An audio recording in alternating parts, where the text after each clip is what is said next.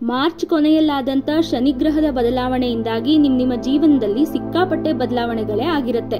ಗ್ಯಾರಂಟಿಯಾಗಿ ನಿಮ್ಮಲ್ಲಿ ಎಷ್ಟೊಂದು ಜನ ಇದರಿಂದ ಆದಂತಹ ರಿಸಲ್ಟ್ಸ್ನ ಎಕ್ಸ್ಪೀರಿಯನ್ಸ್ ಮಾಡ್ತಿರ್ತೀರಾ. ಆದರೆ ಇವತ್ತು ನಾವು ಒಂದು ಒಳ್ಳೆ ಗ್ರಹದ ಬಗ್ಗೆ, ಶುಭ ದೃಷ್ಟಿ ಬಗ್ಗೆ ಮಾತಾಡೋಣ. ಅದರ ಆಶೀರ್ವಾದದ ಬಗ್ಗೆನೂ ನಾನಿವತ್ತು ನಿಮಗೆ ಹೇಳ್ತೀನಿ. ಈ ಗ್ರಹದ ಮಹತ್ವ ಏನು ಅಂದ್ರೆ, ಅದು ನಮ್ಮನ್ನ ಕೆಳಗೆ ಬೀಳೋದಕ್ಕೆ ಬಿಡಲ್ಲ, ಯಾವಾಗ್ಲೂ ಕೈ ಹಿಡಿದು ನಿಮ್ಮನ್ನ ಕಾಪಾಡ್ತಾನೇ ಇರುತ್ತೆ.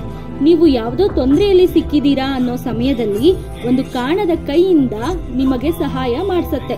ಸೊ ಸ್ನೇಹಿತರೆ, ನಾನು ಮಾತಾಡ್ತಾ ಇರೋದು ಅತ್ಯಂತ ಶುಭ ಗ್ರಹ ಆದಂತ ಗುರುಗ್ರಹದ ಬಗ್ಗೆ. ಆಸ್ಟ್ರಾಲಜಿ ಅಂದ್ರೆ ಜ್ಯೋತಿಷ್ಯದಲ್ಲಿ ಗುರುಗ್ರಹನ ನಾವು ಅತ್ಯಂತ ಶುಭ ಗ್ರಹ ಅಂತ ಕನ್ಸಿಡರ್ ಮಾಡ್ತೀವಿ. ಅದು ದೇವತಾ ಗ್ರಹ.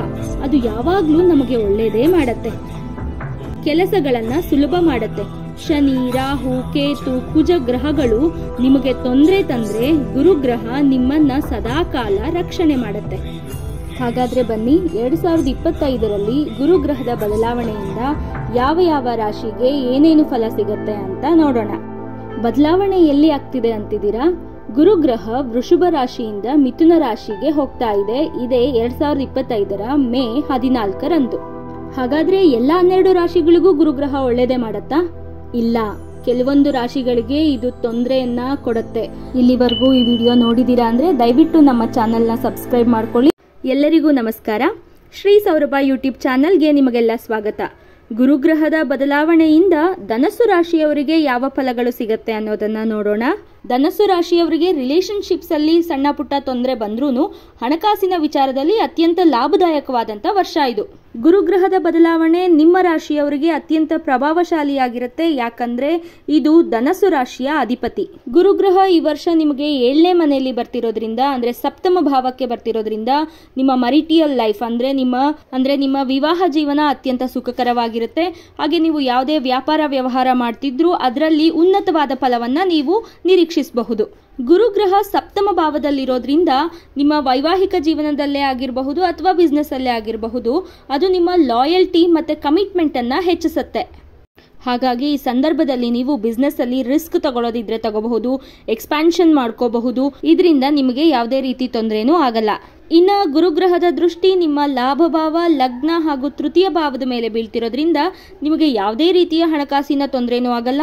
ನಿಮ್ಮ ಆರೋಗ್ಯದಲ್ಲಿ ವೃದ್ಧಿ ಆಗತ್ತೆ. ಹಾಗೆ ಒಂದಿಷ್ಟು ಧಾರ್ಮಿಕ ಸ್ಥಳಗಳಿಗೂ ಭೇಟಿ ಕೊಡುವಂತ ಚಾನ್ಸಸ್ಸು ಜಾಸ್ತಿ ಆಗತ್ತೆ.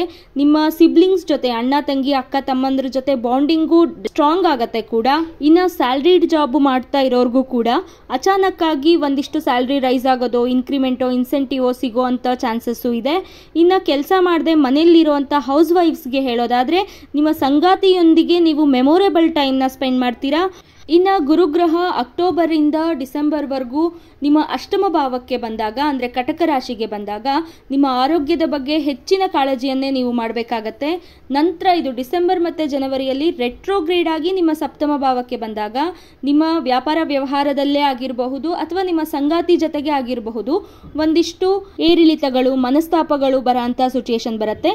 ನೀವು ಅದನ್ನೆಲ್ಲ ಪೇಷನ್ಸ್ ಇಂದ ಹ್ಯಾಂಡಲ್ ಮಾಡಬೇಕಾಗತ್ತೆ. ಇನ್ನ ಈ ಸಂದರ್ಭದಲ್ಲಿ ನಿಮ್ಮ ಸಂಗಾತಿಯ ಆರೋಗ್ಯದ ಬಗ್ಗೆನೂ ಸ್ವಲ್ಪ ಕಾಳಜಿ ವಹಿಸಿ. ನಿಮಗೆ ಪರಿಹಾರನ ಹೇಳಬೇಕು ಅಂತಂದ್ರೆ, ನೀವು ಗುರುವಿನ ಬೀಜ ಮಂತ್ರವನ್ನ 108 ಬಾರಿ ಜಪಿಸಬೇಕಾಗತ್ತೆ.